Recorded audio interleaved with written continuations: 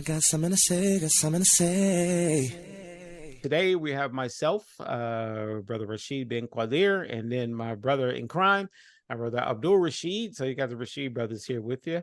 And so we're going to keep this very light and very informal and just give a brief introduction of ourselves and why we're actually doing this podcast. I mean, what stimulated us to actually grab mics and start recording and get this thing going. So, Brother Rashid, let me pass the mic over to you, Show. I know for a long time, I thought I was the only person in the situation I am now. Right. And I've come to know that that's not the case. So I know for me, I want to, in the next few weeks, 2 months, few years of talking, I want to be able to tell as much about myself as I can, because I know there's somebody else out there who's going through what I've gone through or I'm going through right now. So Right. I want to speak to him, her, or them, and let them know they're not alone and that there's a space here. We have a space here that's for them. And when I say, specifically about myself, I am the only Muslim in my family. I've been the only Muslim in my family for forever. And so, I have a wife, I have kids. And so I've gone through some struggles, with myself, my heart, and the whole thing. And I know, like I said, I used to think I was the only person who went through this, who was going through this.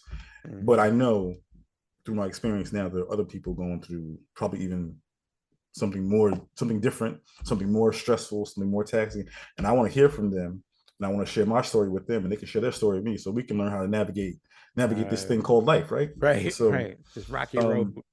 Yeah, and that you sometimes you learn the hard way with different things in your life.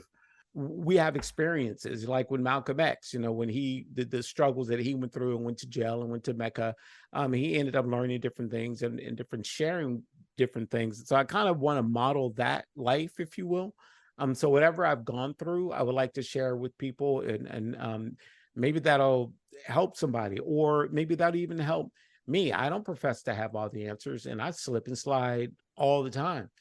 So I just expect a two-sided dialogue. So, definitely feel free to hit up that chat space, if you will. And, hopefully the brothers and sisters out there will see something in it and like it and watch it. Yeah, that's right. Like it, subscribe. Right. Like it, subscribe it, share and it. Share it, send us an email. Tell your friends. Yeah. Tell your friends, tell your mama. If you don't know, now you know. So I mean, and of course, I'm not a scholar.